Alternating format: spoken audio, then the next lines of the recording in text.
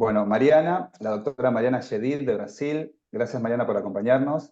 Hizo su residencia en la Universidad Federal en Paraná, el fellowship de catarata y glaucoma por el Hospital de Ojos de Paraná, profesora en oftalmología en la Universidad de Alto, no llego a ver, perdón, jefe del servicio de oftalmología del Hospital Regional de, justo me tapa la imagen, y perita de justicia federal en el sector de oftalmología en Brasilia. ¿Puede ser, Mariana? En algo me equivoqué, perdón.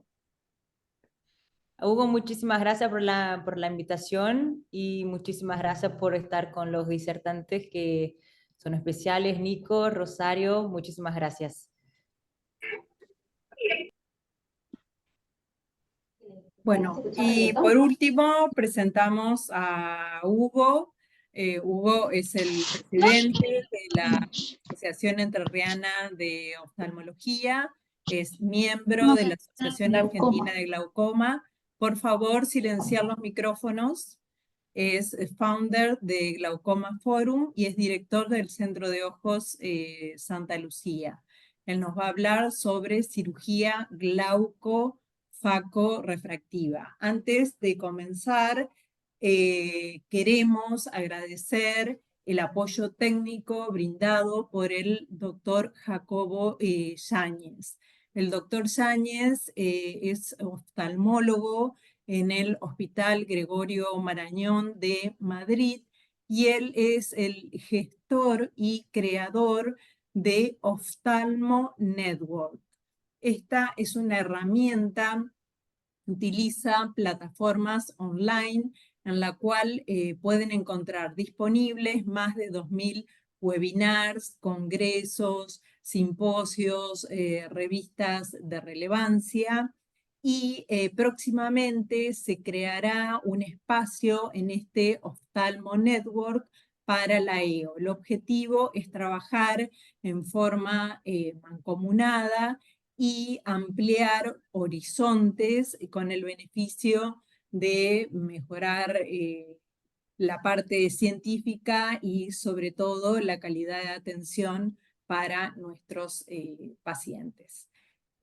Así que en este momento nos ponemos todos en modo Ateneo y silenciamos los micrófonos.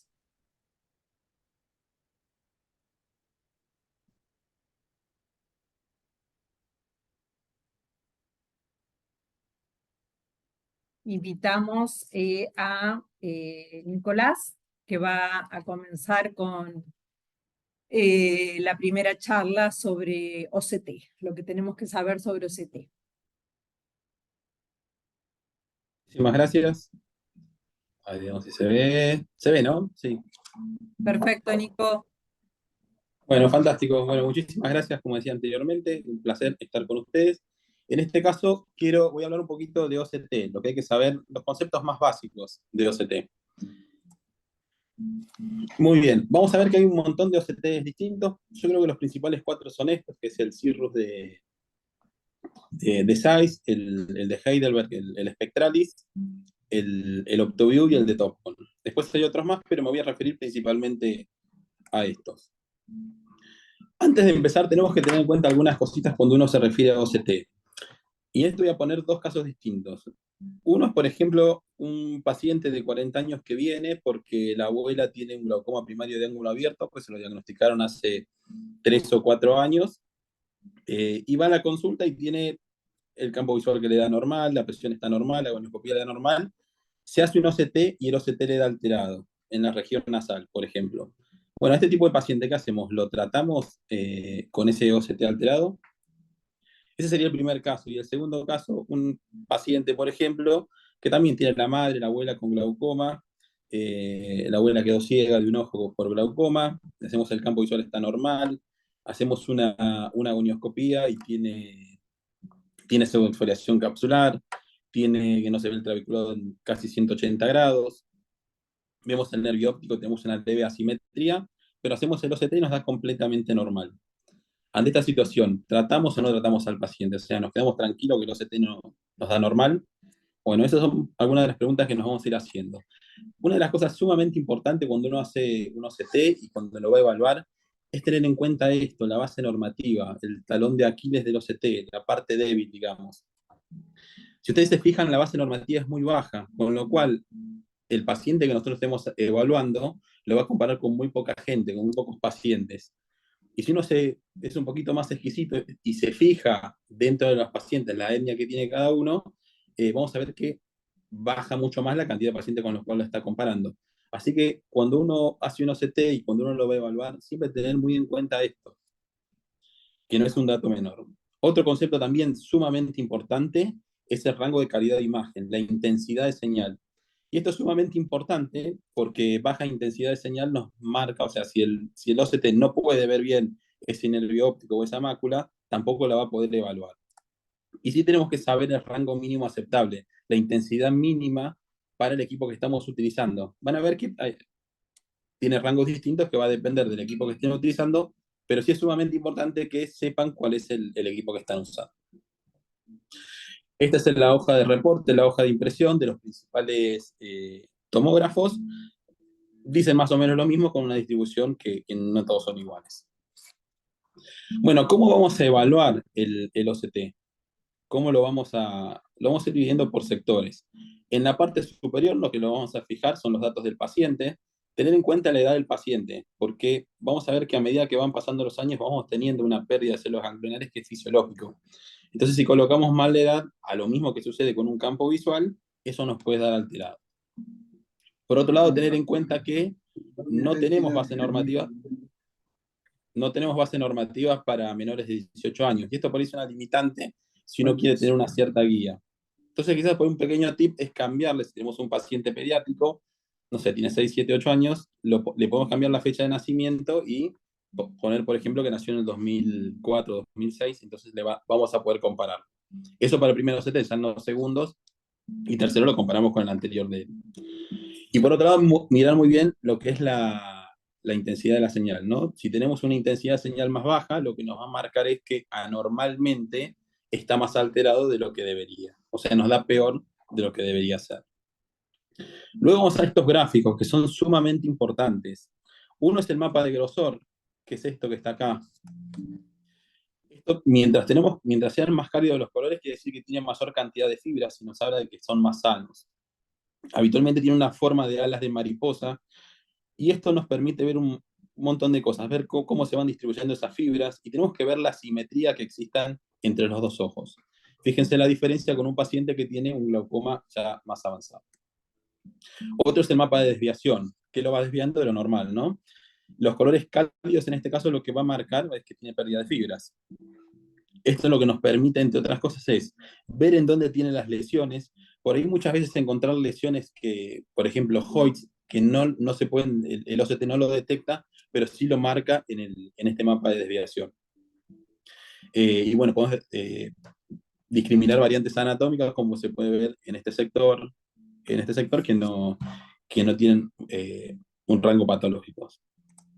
Y otra cosa fundamental, detectar los errores de centrado. Los errores de centrado es uno de los artefactos más importantes. En realidad es el más importante y hace que tengamos sectores en los cuales nos marque que tiene pérdida de fibras. Entonces, siempre ver el tema del centrado. Después tenemos las imágenes del nervio óptico, hace un corte vertical y un corte horizontal. Esto nos sirve para ver el correcto delimitado que esté en el borde del epitelio pigmentario. Luego, en la parte más inferior tenemos las imágenes de segmentación. Y esto es sumamente importante, porque nos permite detectar errores de segmentación anterior y posterior. Y estas son unas causas de artefactos sumamente importantes. Y esto nos hace que el OCT por ahí no sea confiable. Así que tener muy en cuenta eso. Fíjense, en este caso, acá tenemos un error de segmentación, y esta nos va a dar cualquier cosa. Bien, después vamos a los datos más puros, digamos. Tenemos el promedio y la simetría de la capa de fibras y los datos del nervio óptico. En esto nos sirve, podemos ver el tamaño del nervio óptico y hay que tener cuidado en los pacientes, por ejemplo, que tienen megalopapilas, que por ahí las bases normativas son un poco distintas. De hecho, no tenemos muy buena base normativa, con lo cual nos puede dar más alterado. Es esperable que en este sector, como la base normativa que tenemos de los pacientes es chico y las características del nervio óptico son mucho más variables que nos den alterados y no necesariamente tienen que ser patológicos. Lo que sí es importante y lo que menos se ve influenciado por el tamaño del nervio óptico es el RIM area, que es un valor que tenemos que verlo en valor absoluto y comparado en simetría entre uno y otro.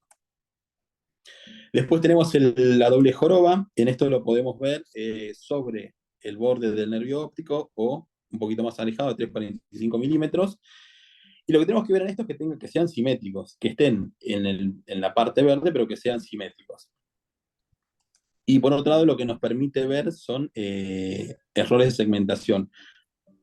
Esto, por más que tengamos un paciente que tenga un glaucoma muy avanzado y tenga gran parte de pérdida de fibras, nunca va a llegar a valores de 0, porque aunque pierda las fibras, siempre queda el tejido de sostén, la glía, con lo cual nunca debería llegar a valores de 0. Entonces, si tenemos algo que llega hasta la parte inferior, eso no es un artefacto.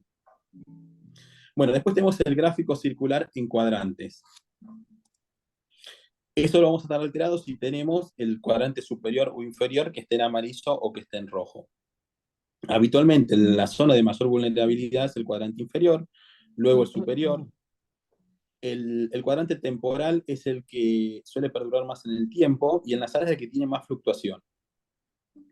Luego podemos hacer el gráfico circular horario. Esto tiende a variar un poco más, porque vuelve a porciones más chiquititas. Lo vamos a tener alterado si tenemos uno en rojo o dos en amarillo. Y como vamos a ver, no todas las zonas de esa torta o de ese análisis horario tienen la misma importancia. Tenemos zonas de mayor vulnerabilidad y zonas de menor vulnerabilidad. La zona más vulnerable, si estamos hablando de un ojo derecho, va a corresponder a la hora 7, que va a seguir este haz de fibras. Y segundamente, la parte superior. No es lo mismo tener una lesión en ese sector que tener en otro. Entonces, cuando uno tiene un paciente sospechoso de glaucoma y encontramos lesiones en estos sectores, es más indicativo de que este daño puede ser por glaucoma. Ahora, tenemos esto también que las fibras neuroretinales las podemos estudiar en la cabeza del nervio óptico, pero también podemos seguir su recorrido y estudiarlo en la mácula. Y esta es la forma también por la cual podemos hacer un OCT macular siguiendo el complejo de células ganglionares. Y en esto vamos a ver que va a evaluar el complejo de células ganglionares las tres capas más internas. La capa de fibra, las células ganglionares y la membrana plexiforme interna. Esto hace el OptoView. El CIRRUS va a evaluar la segunda y la tercera capa, la capa de células ganglionares y la plexiforme interna. Y TOPCon lo que hace es medirlas en conjunto y medirlas de formas separadas. Y Spectralis hace otra cosa, que lo que va a medir es en el polo posterior distintas asimetrías y tratar de ver esas asimetrías, digamos. Entonces tenemos que podemos evaluar un paciente con glaucoma a través del nervio óptico, a través de la mácula, y también tenemos la posibilidad de ir juntando estas dos, el mismo programa lo hace, y esto nos da mayor cantidad de datos. Si tenemos lesiones en la cabeza del nervio óptico que siguen este recorrido y llegan hasta la mácula, quiere decir que esto es mucho más probable que sea verdadero, y que no sea por un artefacto u otra cosa, sino que es un defecto glaucomatoso real. Vamos a ver que tenemos diferencias. Por ejemplo, si tenemos un paciente que es un paciente muy miope, muy alto, habitualmente le suele dar un poco más alterado.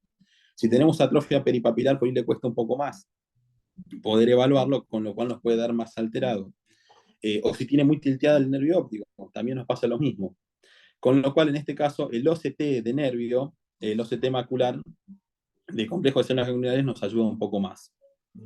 Pero bueno, tener en cuenta que el OCT macular, si tenemos una membrana retinal o cualquier maculopatía o cualquier alteración en ese sector, va a perder un poco de confiabilidad y no lo podemos utilizar.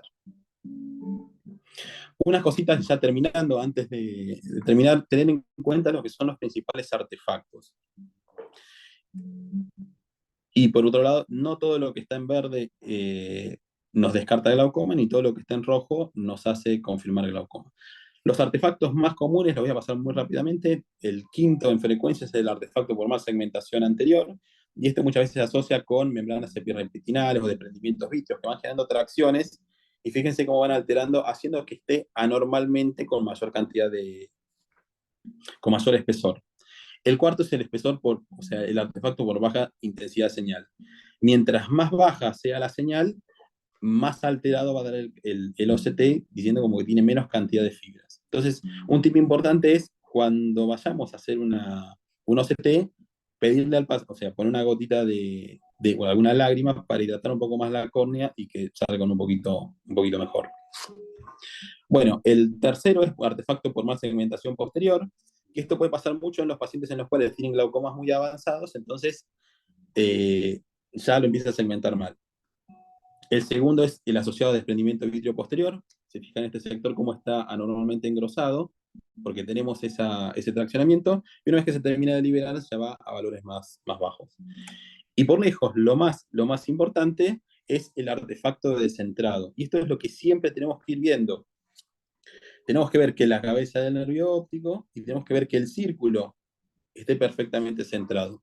Si eso se va descentrando, lo que vamos a tener es que nos va a dar alterados, sectores en los cuales nos va a dar patólogo. Este es un ejemplo que lo vi hace 2 días, una paciente que, fíjense, la importancia de ir viendo todo.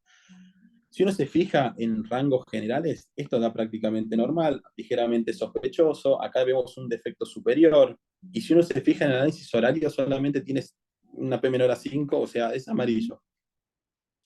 Y en el ojo izquierdo está todo bien. Bueno, esta es una paciente que tiene un glaucoma por cierre angular, que lo empezaron a ver hace como 6 meses, estuvo con la presión bien alta, y lo vi el miércoles y tenía 45 de presión. La excavación es más o menos 0,9 lo que tenía.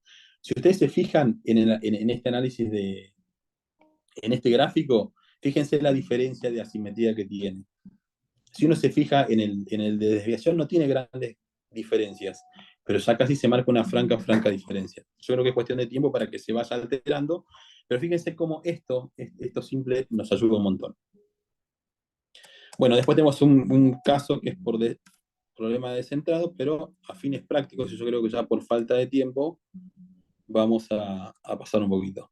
Pero fíjense, es una chica de 18 años que la había visto en el 2022, con sospecha de glaucoma, tenía altísima carga genética, tenía algunas goniodigenesias, el OCT le daba un poquito dudoso en este sector, y el ojo izquierdo estaba perfecto. Lo vi hace 2 meses más o menos, esto le da completamente normal, y ya teníamos este defecto temporal en este sector. Entonces decimos, ¿este paciente qué es? ¿Es para medicar? ¿Qué tenemos que hacer? Bueno, el defecto temporal es un defecto precoz, digamos, de glaucoma. Y teniendo en cuenta que lo más importante es el problema descentrado, lo que vimos es que básicamente estaba bien descentrado en este sector. Le volvimos a repetir el OCT y vuelve a estar completamente normal. Es más, si se fijan en el ojo derecho, también está ligeramente descentrado. Donde está la zona más próxima al nervio óptico nos va a dar con mayor cantidad de fibras, pero lo que está más alejado nos marca con menos cantidad, que es lo que sucede en este sector. En este que está bien centrado nos da completamente normal, y lo mismo sucede con el ojo izquierdo. Fíjense que está descentrado hasta este sector, acá le da completamente normal, y en esto como está más alejado le da completamente alterado. Bien centrado le da todo normal. Así que, bueno, tener en cuenta eso que es sumamente importante. Y con eso estamos con OCT. Bueno, muchísimas gracias.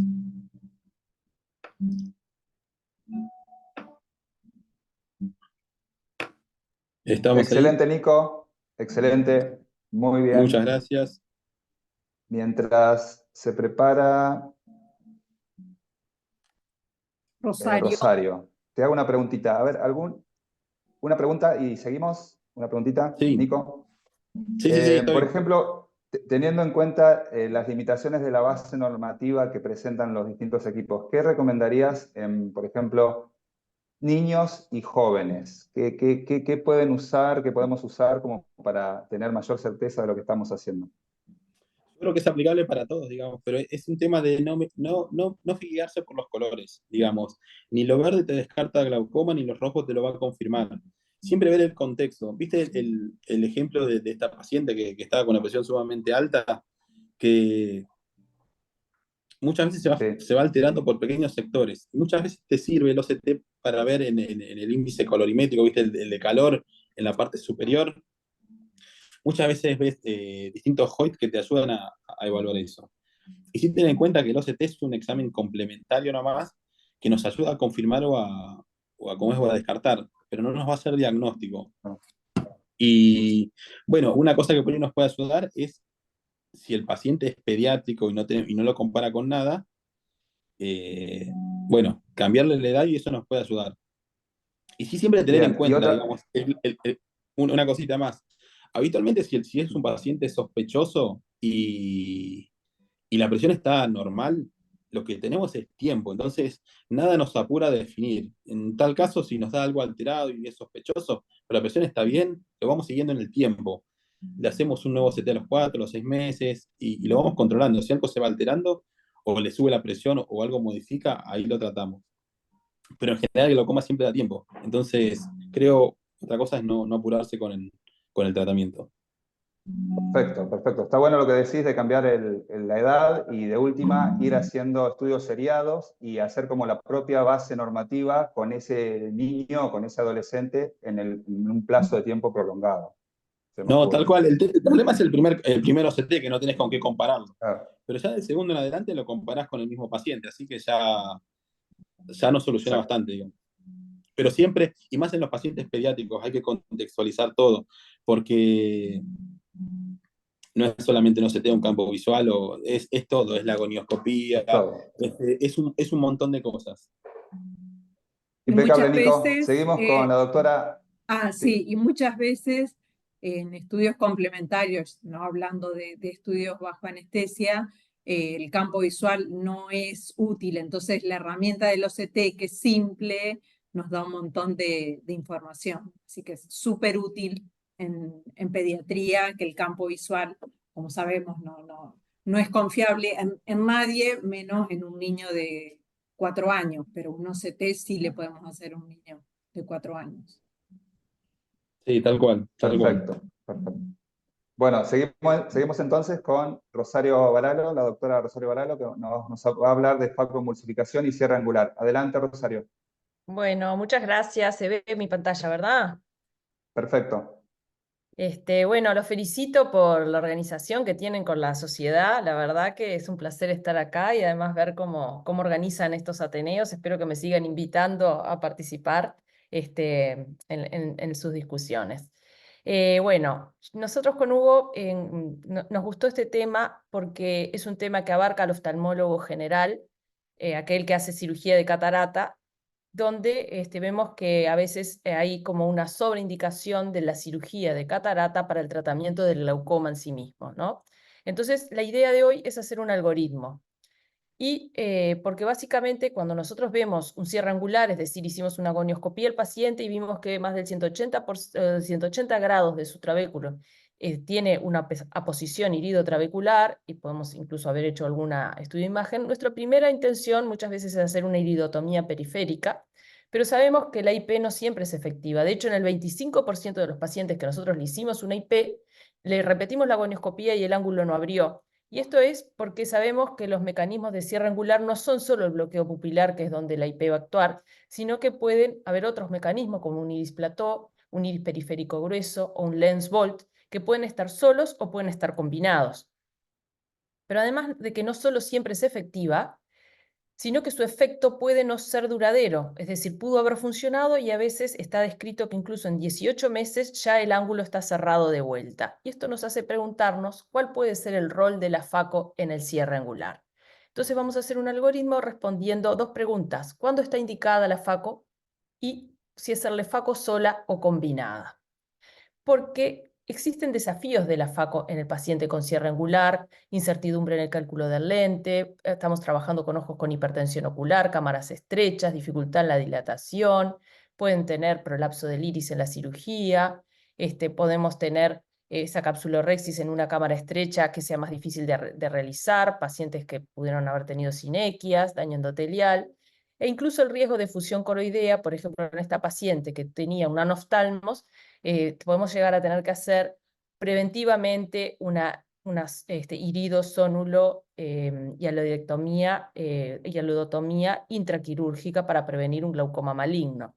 Entonces, cuando nosotros vamos a operar a un paciente con un cierre angular y vamos a hacerle una FACO, tenemos que evaluar cuál es el potencial beneficio balanceado con los riesgos quirúrgicos. Entonces, si el paciente tiene un cierre angular y tiene una catarata visualmente significativa, acá no hay una duda, igual lo tenemos que operar, no hay duda que vamos a hacer una FACO. El tema es cuando hay un cristalino claro. Acá vamos a separar dos grandes grupos. Por un lado, si el paciente tiene una presión normal o no.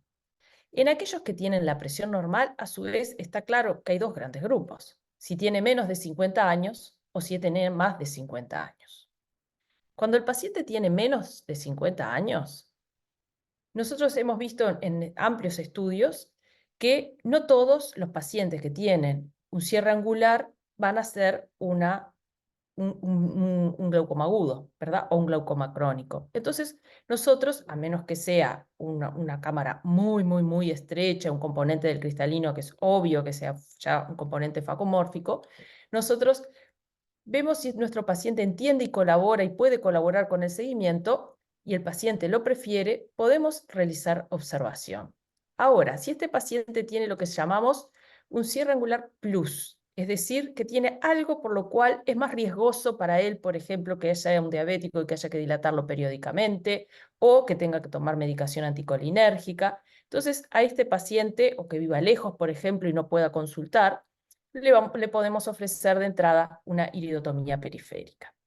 Pero si el paciente tiene mayor de 50 años, probablemente en estos casos son pacientes que son hipermétropes elevados, ya están invalidados por la presbicia y el paciente puede estar tentado de realizarse una FACO y es correcto realizarla y ya le resolvemos las dos situaciones en esta operación. También el paciente puede no sentirse incómodo de usar sus multifocales y es correcto realizarle una iridotomía periférica, como que en este caso lo dejaríamos a elección del paciente. Ahora, si el paciente tiene hipertensión ocular o glaucoma por cierre angular, entonces acá la situación ya es un poco más compleja, porque tenemos varias posibilidades. Por ejemplo, podemos hacerle FACO sola o podemos asociarla a algo más, FACO y algo más, una agoniocinequiólisis, unas MICS o una cirugía combinada.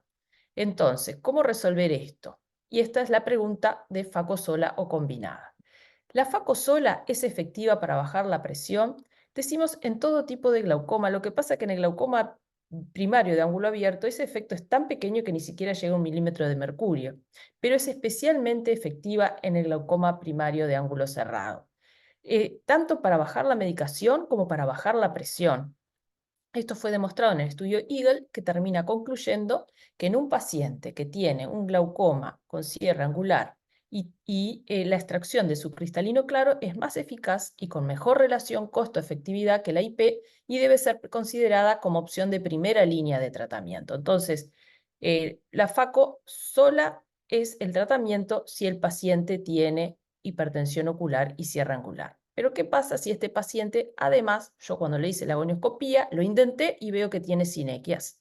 Entonces, recientemente se publicó este último metaanálisis donde se demuestra que asociarle una goniosinequiólisis, pero cuando la hacemos así, con la pincita, no la otra que es con viscoelástico y una espátula, se vendría a ser como una viscogonioplastia, esa no ha demostrado beneficio, pero cuando se realiza una goniosinequiólisis con una pinza, especialmente si se realiza en unos periodos tempranos, ¿verdad? Antes que esa sinequia se consolide realmente, existe un beneficio en el paciente respecto a la FACO sola.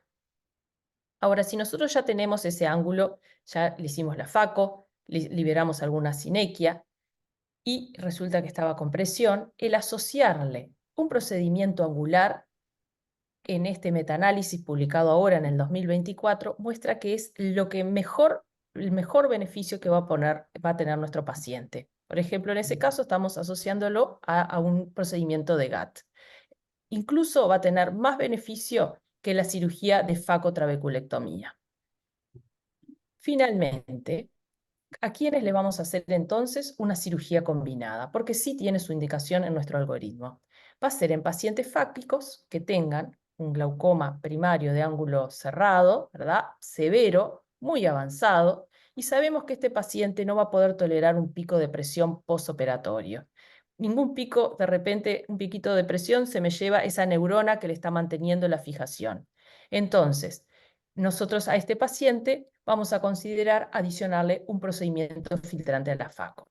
Entonces, vamos a concluir el algoritmo que veníamos haciendo. Vamos a completar esta parte de hipertensión ocular y glaucoma, donde lo que vemos, lo que nos va a definir nuestra decisión va a ser la presión target. Si nosotros tenemos una presión target alta, más de 17, porque mi paciente no tiene un glaucoma importante, de repente solo un hipertenso ocular, solo la FACO está bien. Si nosotros necesitamos una presión intermedia, entonces quiere decir que ese nervio tampoco está tan dañado. Si hace algún pico de presión posoperatorio lo voy a poder manejar. Puedo hacerle de entrada una FACO mix, o puedo hacer una cirugía en 2 tiempos, primero la FACO y a los 6 meses hacerle un procedimiento para el glaucoma, porque sabemos que esto es donde se tiene el mejor beneficio, cuando ya bajó la inflamación de la FACO y tiene las mayores chances de, por ejemplo, si le hacemos una EPNP, de funcionar esa EPNP. Ahora, en aquel paciente donde necesito una presión target muy bajita, porque está en un caso muy severo, entonces, de entrada, una FACO, con lo que ustedes se sientan más cómodos, pero por ejemplo, una FACO PNP puede ser lo más seguro para el paciente. Entonces, este sería ahora el algoritmo completo.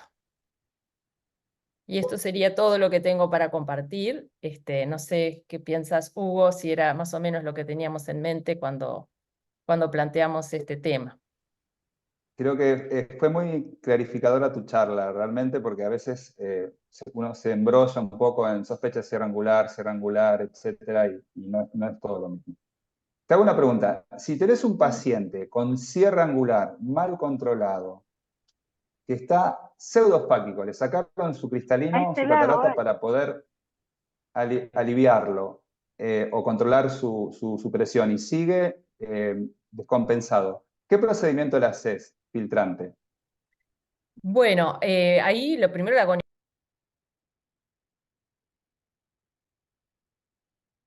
Te silenciaste, Rosario, estás silenciada. Perdón. Empezá de nuevo. No sé en qué momento me silencié. Ahí tengo que ver si tengo sinequias o no, si es que ese glaucoma está ya de tanto tiempo que estuvo posicionado el iris, se lesionó el trabéculo, digamos, se degeneró, o si tengo sinequias, porque de repente si no ahí podría liberar las sinequias y hacer un procedimiento mix. Ahora, si no tengo puedo probar a hacerle un procedimiento mix abajo, por ejemplo, un tanito que estuvimos haciendo el otro día, o hacerle una emigat inferior y preservar la parte superior para hacerle después una PNP, o de entrada, si yo le hago el agonio y veo que está libre arriba, hacerle de entrada una PNP. Bien, y si tiene el ángulo completamente cerrado y no hay manera de despegarlo, es un trabéculo disfuncional y sabes que tu PNP no va a andar, ¿qué No va a elegís? andar. Y bueno, yo siempre voy primero por el procedimiento filtrante antes que ir a una válvula. Si fuera a ponerle un dispositivo de drenaje, de repente lo pondría porque esos pacientes, si están en esas condiciones, probablemente su endotelio es muy lábil, quizás es difícil que un paciente de esas características tenga un lindo endotelio, capaz que le pondría el tubito en cámara posterior, si tengo que llegar en una tercera instancia, ¿verdad? Si tiene una linda conjuntiva, no haría el PNP y le daría una chance a la filtrante. ¿Una trave? Sí, una trave. Una trave, una trave. Para mí sí, La es la trave indicación existe todavía. en esos casos sí. Glaucoma de cierre angular pseudofáquico con un trabéculo totalmente disfuncional, que vos sabés que no se puede hacer una goniosinecliolisis, que no funcionó, etc. Esa es la indicación de la trave para mí, ¿no? Bien, gracias, Rosario, excelente tu disertación. Rosario, una pregunta. Si tenés un paciente que, por las características, por el algoritmo que vos usaste, decís, este paciente es para FACO, ¿de todos modos le haces una IP previa antes de la cirugía o directamente No, vas a la FACO? no le hago la IP previa. Tampoco lo dilato en el preoperatorio. O sea, no probaría a ver qué características tiene de su dilatación, ¿no? Le coordinás, le hace la biometría, además, y su pentacam, podemos elegir un lindo lente, de repente un lente multifocal, o planificar, y procedemos con la cirugía, lo dilato el día de la cirugía. Fantástico. Y otra pregunta, si tenés un paciente menor de 50 años, tiene la presión normal, un cierre angular, pero ya tiene sinequias, cristalino claro, ¿a qué irías? ¿Por una IP o te irías más para una FACO? Bueno, pero de repente ahí capaz que nos interesaría ver un poquito esa VM, qué es lo que nos está diciendo, cómo está ese volt del cristalino, por qué tiene, ¿no? ¿Dónde está el mecanismo del cierre angular? Me interesaría saber, investigar más, ahondar más en por qué una persona tan joven tiene tanto compromiso del ángulo con sinequias. ¿Qué es lo que está pasando? Para ir a la raíz del problema, como quien dice. Claro, maravilloso, gracias. A ustedes. Buenísimo. Bueno, ¿podés compartir pantalla, Mariana? Ahí Vamos se a puede escuchar ver. ahora a la doctora Mariana Shedid. Adelante, Mariana, sí. ¿Se puede ver bien? Excelente. Perfecto. Bueno, primeramente a mí me gustaría decir muchísimas gracias, doctor Hugo, por la invitación. Hablar de este tema, HFDS, me encanta porque acá en Brasil estamos haciendo bastante y yo creo que muchas personas todavía no conocen. Entonces, bueno, voy a mostrar sobre HFDS Surgery, que es una cirugía que se hace mucho en Europa. Entonces, bueno, decir muchas gracias a Glaucoma Forum, que es de Dr. Hugo, y muchísimas gracias a Oftalmo Córdoba, que no me puedo olvidar. Es un grupo muy especial de donde todo empezó. Entonces, muchísimas gracias y todos están invitados para este año para estar juntos. Y muchísimas gracias a todos los disertantes de acá. Y ahora voy a hablar sobre HFDS, que es una sigla que es High Frequency Deep Sclerotomy, que es una mix de una empresa que se llama Oertli, que es una empresa muy buena de facos y de equipos de glaucoma. Entonces, bueno, HFDS es considerado como una mix. Entonces, bueno, es una cirugía muy calma, muy segura y tiene cinco cualidades de un artículo de Dr. Aik Ahmed y Arshban Sheibani que hablan que estas 5 cualidades tienen que tener cuando haces una mix o cuando vas a estudiar una mix. Entonces el primero es Abe Internal Approach, o sea, no puedes tener touch de conjuntiva, o si tienes algo así, tienes que ser una disrupción muy mínima, muy pequeña. Tiene que ser seguro a lo paciente, como tiene que ser seguro al médico. Entonces, a nosotros que somos cirujanos, es una cirugía muy tranquila, muy segura. Tiene que tener una recuperación también muy rápida, si fue comparado a una trave, por ejemplo. Y yo puse el 6, que yo considero, eso soy yo, Mariana, que es una reducción de la presión de 20 hasta 40%. Y yo voy a mostrar en varios estudios que HFDS consigue que consigue 40% de reducción. Entonces, bueno, nosotros tenemos 4 lugares dentro del ojo que se puede hacer mix o que se puede hacer cirugías. Y HFDS nosotros vamos a tener ahí en la malla trabecular y como una nueva cirugía de tanito que también se hace ahí, pero HFDS vamos a ver el ángulo y vamos a ver la malla trabecular. Entonces es ahí que vamos a hacer la cirugía. Entonces, bueno, la definición. Nosotros tenemos el equipo, el Oertli tiene 3 equipos que ahí se puede poner la sonda, el probe, y esta sonda viene junto, entonces puedes usar junto con catarata y con glaucoma. El funcionamiento, no sé si así que habla, es con diatermia, o sea, es por calor que vas a poner el calor en la malla trabecular. Y ahí podés disminuir la resistencia del humor acuoso de la malla trabecular. Entonces nosotros tenemos 3 tipos y pueden ver en la foto, en los dibujos, yo creo que es eso, en la parte roja, y se puede ver el probe que es rojo, entonces en los 3 equipos se puede poner el probe y hacer la cirugía.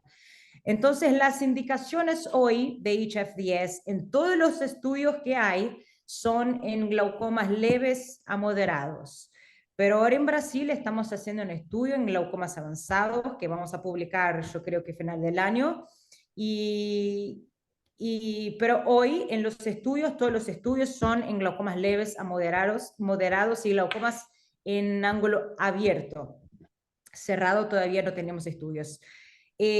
Podemos utilizar junto con catarata, porque ese equipo, cuando te compras el equipo, se puede hacer catarata o puedes usar standalone el HF10. Entonces acá tenemos un video que es explicativo, tenemos la malla trabecular, que claro, es muy importante hacer la gonioscopía antes para conocer el ángulo, entonces si no sabes gonioscopía no puedes hacer cirugía angulares. Tenemos el PRO, que tiene la punta, tiene 1 milímetro, y este PRO va a ser inserido en la malla trabecular. Como todas las MICs, muchas veces tenemos que rotar la cabeza tilt la cabeza del paciente, y con HF10 tenemos que rotar a 35 grados. Muchas veces tenemos microscopios que no necesitan rotar, pero la cabeza es importante para hacer HF10. Usamos las lentes directas y tenemos que usar miostáticos, como acá en Brasil usamos carbacol o pilocarpina. No sé después si podemos discutir en Argentina cómo hacen ustedes.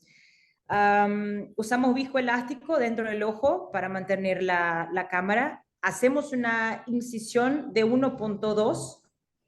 Pusimos viscoelástico, como está ahí en el video. Pusimos la lente, porque es una mix, entonces tenemos que ver el ángulo, tenemos que ver la malla trabecular. Pusimos el tip de glaucoma, y junto con el pedal y poniendo la mano hasta la malla trabecular, vas a hacer 6 puntos. Entonces ahí pueden ver el humor acuoso que va a pasar en el canal de Schellen, y no va a tener resistencia. Yo, Mariana, yo siempre hablo eso en mis charlas cuando hablo de HF10, que yo no hago 6 pockets, yo hago de 8 a 9 porque yo quiero disminuir un poco más la presión, y yo estoy mirando en los trabajos que estamos haciendo que se puede bajar más la presión y no hasta 40%. No sé si escuchan el video, yo uso Swan Jacob, entonces en mi mano izquierda pueden ver mi lente, la derecha con el tip dentro del ojo, y cuando ustedes escuchan el sonido, los 3 sonidos, es que existe el primero punto, después vas al lado y haces lo demás. Entonces es muy importante. Como vimos el video, vamos a ver en una cirugía real, que no es una cortesía de doctor Francisco Tarole de Chile. Él también tiene equipo, hace HF10 y estamos haciendo un trabajo juntos. Entonces, la misma cosa, ponemos viscoelástico arriba de la córnea, hicimos la incisión de 1.2, como los estudios hablan, pusimos viscoelástico dentro de la córnea, y ahí vamos con el tip de glaucoma. La diatermia ya viene de Oerteli, entonces no tenemos que poner a aumentar o disminuir la carga, no sé si se habla así, pero ya viene listo, entonces es solo poner el viscoelástico, poner el probe dentro del ojo y hacer los 6 puntos. Entonces en esa cirugía, cuando pones el probe y aprietas el pedal, vas a ver unas burbujas, entonces eso que vemos cuando estamos haciendo la cirugía. Después, hasta el final, tenés que sacar el viscoelástico, porque si no va a tener un aumento de presión al final, entonces podemos sacar con 5E o con normal, como sacamos de la cirugía de Faco. Cerrar las incisiones, mirar el tono del ojo, y ahí está listo. Acá es una cirugía que yo hice, que fue la primera, y que nosotros vimos ahí a la izquierda del video, tenemos un punto de sangre. Entonces, cuando miramos sangre en el canal, el reflujo, o sea, estamos con una cirugía correcta. Es eso que queremos ver, el reflujo de sangre. Un poquito de burbuja de viscoelástico. Esta es una imagen que yo considero muy importante, porque muchas veces cuando vas a hacer una cirugía angular, tenemos que saber a dónde está el canal de Schellen, porque es ahí que queremos llegar. Y bueno, la anatomía del canal de Schellen es abajo. eso es muy importante. Cuando haces una cirugía, sea Tanito, sea HFDS, sea iStent, sea Hydrus, que pones un poquito la mano arriba y te vas al ángulo abajo para que puedas ver esta imagen acá, que es una imagen de OCT, de HFDS, y puedes ver en la forma, el pocket que es más abajo, es angular. Entonces eso es muy importante para que la cirugía se quede filtrante después. Al final de la cirugía, como todas las otras MICs, tenés que poner antibióticos y antiinflamatorios. Y tenés que poner pilocarpina para que no se quede con sinequias y que ponga espolón escleral para frente, para que, que no tengas resistencia ahí con el humor acuoso. De las publicaciones, son pocas publicaciones de HFDS, pero todas muy buenas. Entonces, la primera que teníamos fue el primer estudio de 6 años, que podemos ver que casi 80% de los pacientes no usan más gotas y tuvo una reducción de 42% de la presión. Tenemos un estudio de 48 meses que se puede ver, déjame solo sacar. Podemos ver una reducción también muy grande y de gotas también. Tenemos un estudio solamente de HFDS con casi 40% de la reducción de la presión y oftalmédica también con 48.2% de la presión. Y a este estudio es un estudio muy bueno que los indico para leer, que que fue hecho en Bolivia, doctor Manuel José Justiniano, que tuvo una reducción de casi 37% de la presión y con reducción de las medicaciones de casi de 84%. Y acá tenemos también el doctor Noé, que puede hablar ahí también después, y al final de la charla, con su estudio, que fue muy bueno, de HFDS con FACO, una reducción de presión con 24% y la reducción de las medicaciones con casi 95%. Acá no tenemos una tabla con todos los artículos de HFDS combined con catarata y podemos ver que HFDS con FACO tuvo una reducción de 40% de la presión y reducción con gotas de 84% comparados con todas las mix que tenemos. Entonces, claro, muchas personas me preguntan que se tiene que comprar el equipo. Sí, compras el equipo.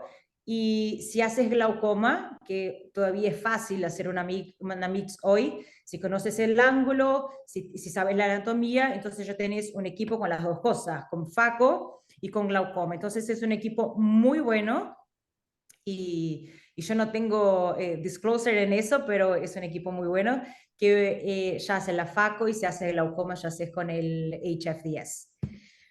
Esta fue una charla. Espero que te haya gustado ahí de la charla. Muchísimas gracias. Buenísimo, Mariana, excelente tu presentación.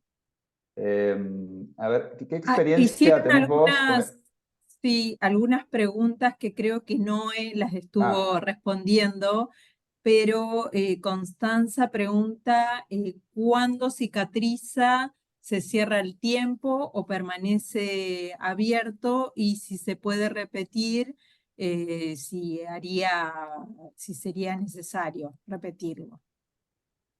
Se puede repetir HFDS porque tenés solo un cuadrante que haces, pero si no funciona, es claro, puedes hacer más en otros cuadrantes, pero si no funciona, puedes hacer una otra cirugía, claro, pero todavía no tienes estudio que cierra el ángulo. Entonces puedes hacer en otros cuadrantes, pero claro, si ya cerró con HFDS, no vas a hacer de vuelta porque prácticamente se va a cerrar de vuelta.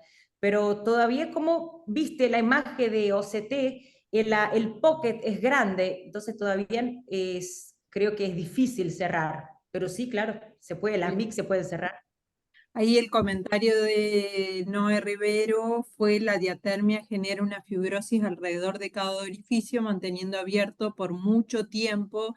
Tenemos experiencia de más de 8 años con buenos resultados a largo plazo. Y hay otra pregunta de Maximiliano que dice: ¿lo usa en potencia SST o IDK? la potencia ya viene de Oertli. Entonces, eso ya está listo. Pero puedo ver esta pregunta porque no sé responder esta, pero la potencia ya viene de Oertli. El equipo ya está listo para eso. Ahí nombran de un programa, ¿será eso? No tengo idea. Dicen Glau se llama el programa, no sé si se refieren a eso. Yo puedo ver y pasar la respuesta después, pero cuando yo compré el equipo, yo pasé a URSS, que comanda Oertli, y ya vienen los números que se pone ahí, está la diatermia lista. Claro, ahí Maximiliano dice que en su Perdón, programa, el programa se llama GLAU, ajá, que trae el Oertli para las dos glaucoma. opciones de T e IDK. Eso es lo que preguntaba. Dentro de ese programa, ¿cuál potencia? Eso te puedo responder después, pero porque ya viene la potencia, ya es una cosa lista, pero puedo ver con Oertli, claro. ¿Me escuchan? Perfecto. Sí, bueno. Sí, sí, perfecto. Sí, las preguntas Bueno, buenísima tu en charla, realidad Mariana. son sobre la potencia. Pasamos a, si no hay más preguntas, Hugo. Bien. Voy a compartir pantalla.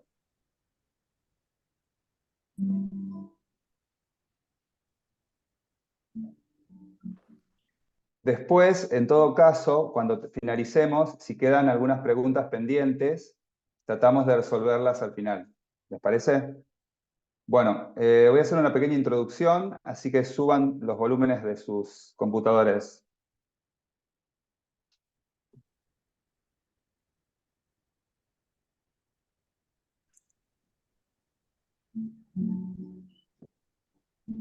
No se escucha, Huguito, No ¿eh? se escucha, cantá, Hugo, porque no se escucha. ¿No se escucha? No. No, ¿Cómo No. puede ser? sí, Bueno, yo lo escucho. Imagínense Guns N' Roses. Qué pena, porque está buenísima la cantá. Te hacemos el coro. Bueno, lamento que no se escuche la música porque es buenísima. Imagínense ahí a Guns N' Roses. Bueno, no. La idea es mostrar un poquito la evolución de la cirugía de glaucoma para llegar a este concepto que es la cirugía glaucofacorefractiva, ¿sí? Y en un punto mi charla es muy parecida a la de Rosario, pero le voy a dar otro enfoque. Me di cuenta ahora cuando la dio ella.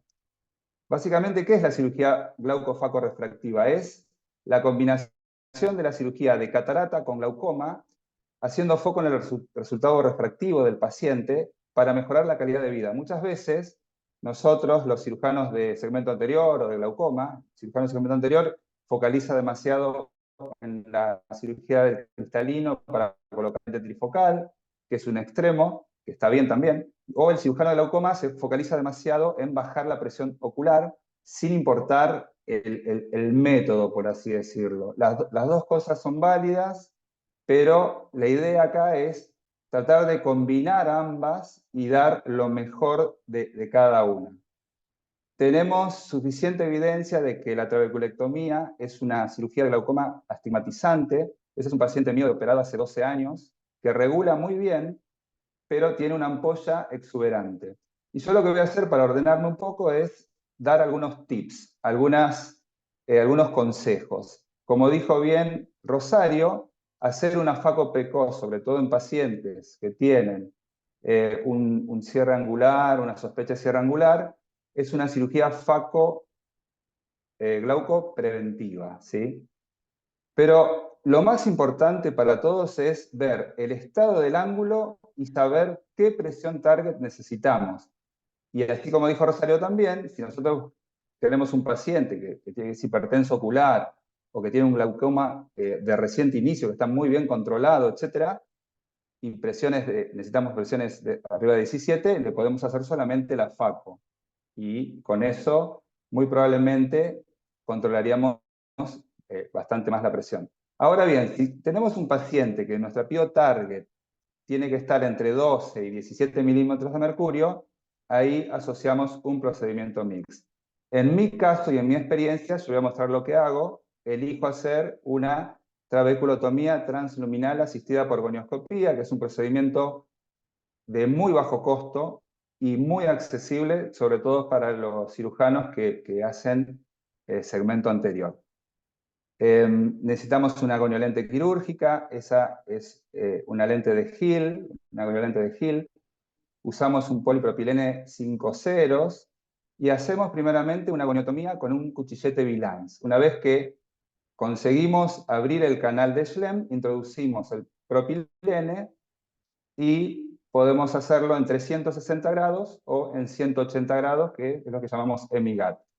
Este es un paciente con glaucoma pseudofoliativo, con triple esquema que no regulaba bien, y decidí hacer una cirugía combinada de GAT y catarata con implantación de una lente tórica para corregir su astigmatismo.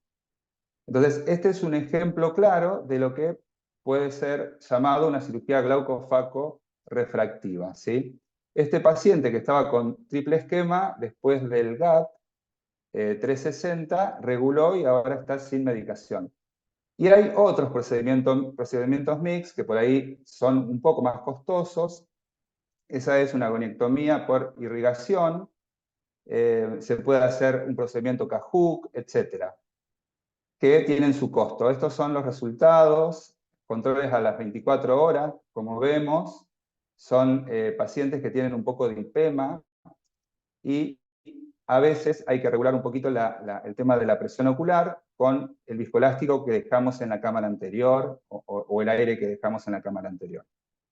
Bien, ahora, si tenemos pacientes que necesitamos presiones menores, que son pacientes ya con un glaucoma moderado avanzado, menores de 12 sobre todo, mi elección es hacer una esclerectomía profunda no penetrante, que es una técnica muy segura, si la comparamos con la trabeculectomía convencional, es muy poco astigmatizante, prácticamente no cambia el CIA, que es el astigmatismo inducido, quirúrgicamente, y la verdad es que los pacientes se recuperan muy fácilmente porque es una técnica que no penetra, no amputa el iris, y el paciente generalmente tiene la inflamación propia de la facomulsificación. Esta es la técnica quirúrgica. Se realizan 2 tapetes, 2 flaps, uno superficial y uno profundo, que se tallan con buen tono.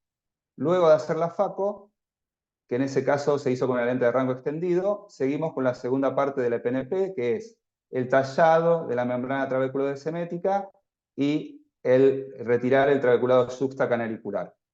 Aquí hay varios estudios sobre viscocanalostomía, sobre PNP, y vemos las características de las ampollas. Son ampollas planas, difusas, si se quiere, anatómicas, que difieren bastante de los resultados que tenemos con las trabeculectomías, las ampollas de las traves.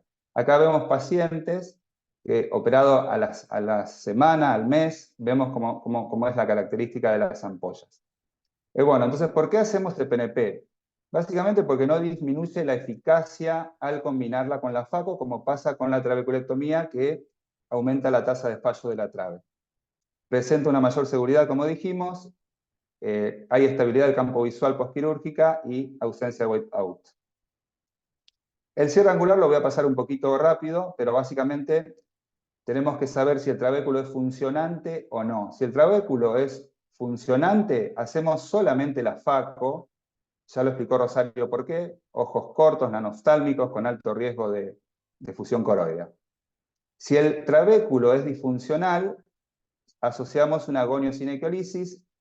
Para mí, la goniosinequiolisis no se le niega a nadie, es un procedimiento muy sencillo de hacer, ya lo explicó Rosario, y como vemos en ese caso, que el ángulo se abrió, ahí se ve el polipropilene, luego de eso le asociamos un GAT, ¿sí?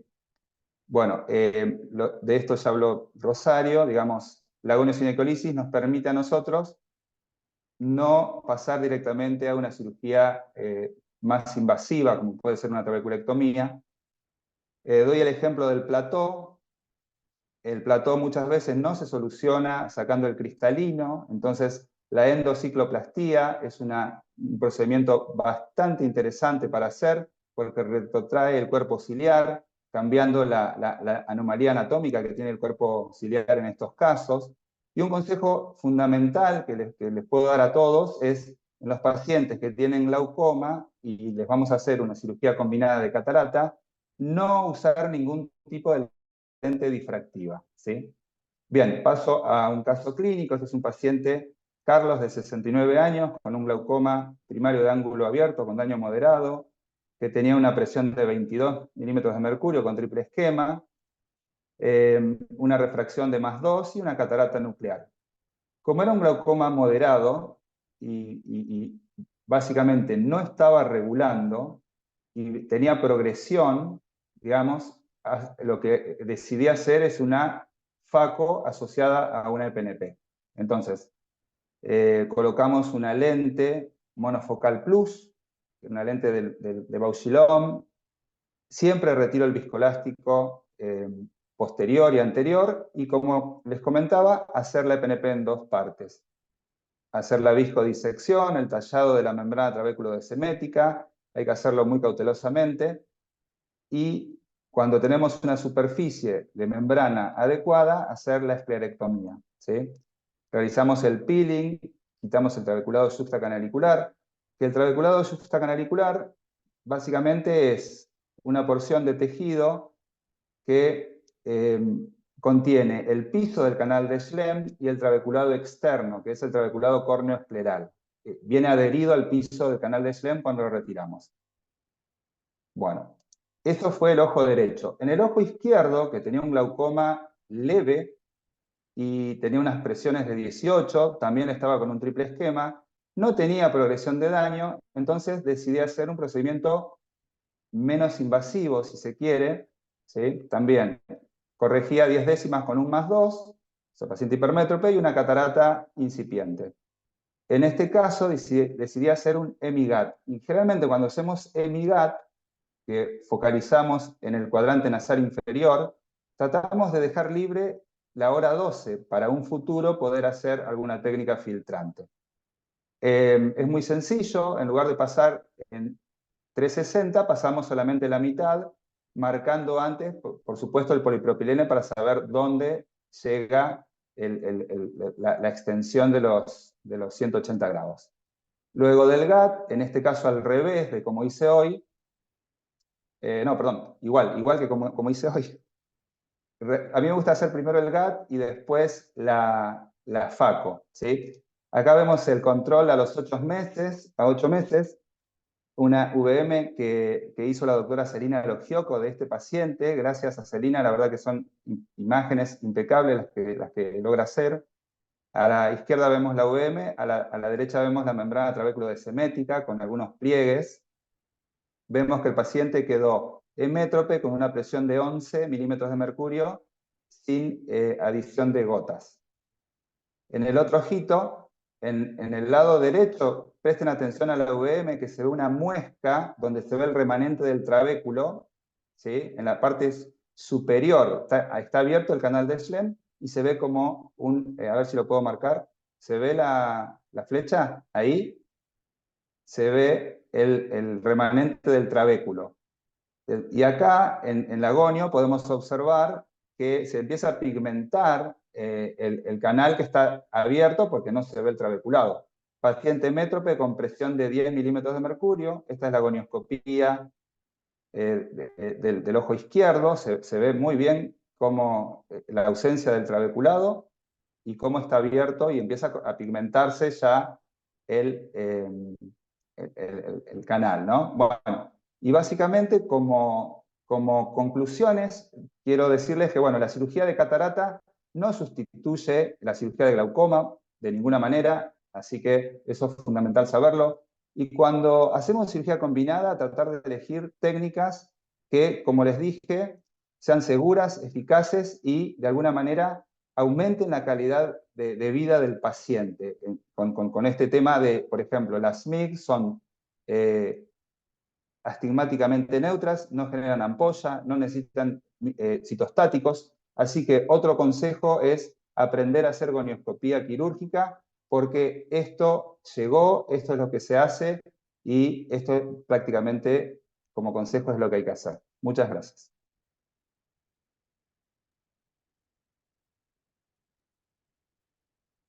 Una pregunta, Hugo. Para ti, Sí. en una cirugía de cataratas en un paciente con glaucoma, ¿es una contraindicación absoluta las lentes difractivas? ¿O hay algún caso en que tolerarías? Mirá, si es un paciente con glaucoma leve, que vos sabés que es un paciente que tiene muy buen control, que vos le vas a controlar su glaucoma, yo lo pienso dos veces. Pero, digamos, si es un glaucoma que ya está moderado, avanzado, y no le pongo una Ujú. difractiva. Prefiero poner una lente de rango extendido, una monofocal plus, que son lentes que dan muy buena visión de lejos, buena visión intermedia, y andan muy bien. Y no tienen el problema de la sensibilidad al contraste o halos que pueden tener las lentes difractivas. No sé Sí, si respondí tu coincido. pregunta. No, no, no, sí, sí, Sí, coincido que para mí tampoco es una contraindicación absoluta. Yo a veces lo que hago es en el no dominante le pongo, para que lean mejor, si es muy importante para ellos leer, a esos pacientes con sí, glaucoma leve, ¿verdad? O que digo, ese exacto. paciente que hasta te queda la duda a veces, que viene con las gotitas y vos le mirás y ves un nervio precioso y decís, hasta me queda la duda cuándo se le indicaron, ¿no? Sí, Y ahí sí, de repente en el no dominante un lente difractivo y en el otro el rango extendido. exacto. Sí, sí, sí. Es muy buena opción ese mix and match. Ujú. ¿Alguna otra pregunta? Nos fijamos si quedó alguna pregunta pendiente, Vanessa, No, de las alguien de... fueron respondiendo. Mariana se tomó el trabajo de ir respondiendo todo. Así que felicitaciones Ah, para todos los no, expositores. Acá esas son las, más que preguntas, felicitaciones para todos ustedes. Bueno, entonces Agradecemos a vamos los cerrando. asistentes y agradecemos a todos los asistentes que se conectaron un viernes a la noche. Y bueno, los expositores que estuvieron excelentes, súper dinámicos, y los invitamos a los Ateneos AEO que hoy dieron su comienzo y se realizarán una vez al mes, el primer viernes de cada mes, y serán diferentes temas, iremos cambiando. Hoy comenzamos con glaucoma. Hugo. Bien, bien. Bueno, para ir cerrando, agradecerles nuevamente a todos los colegas que estuvieron escuchando nuestras charlas. Agradecerle especialmente a Nico, a Rosario, a Mariana por la calidad de sus presentaciones. Nuevamente a Vanessa, porque trabajó un montón ella para que esto salga bien. Les pido perdón por la demora y por el problema de sonido que tuvimos. Pero bueno, los esperamos todos los primeros viernes de cada mes. El próximo módulo va a ser segmento anterior, el coordinador va a ser el doctor Alcides Lobosco, y vamos a tener como invitados al doctor Germán Bianchi, al doctor Noé Rivero, y un par de sorpresas que quedan por decir, que no quiero quemarlas. Así que bueno, muchas gracias a todos y los esperamos en un mes, el próximo viernes primero del mes que viene. Bueno, Bueno, allí muchísimas gracias por estaremos. la invitación. Gracias a todos. Gracias, hasta luego. Nos Gracias, vemos. buenas noches y buen fin de semana. A Gracias. disfrutar. Chau, chau. Chao.